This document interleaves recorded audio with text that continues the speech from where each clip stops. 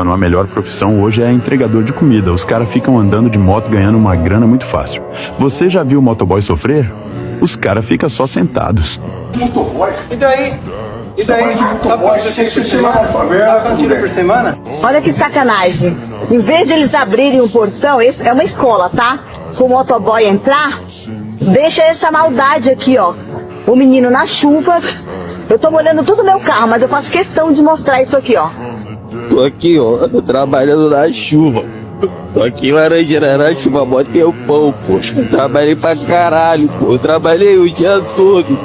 Trabalhei o dia todo pra chegar à noite. À noite, eu perdi minha bicicleta, pô. Me roubaram 3 vezes já, mano. Ai, gente, não é desmerecendo o trabalho do menino, né? Mas é aí que você vê o porquê que sua comida chega atrasada. A pessoa nem está de bicicleta.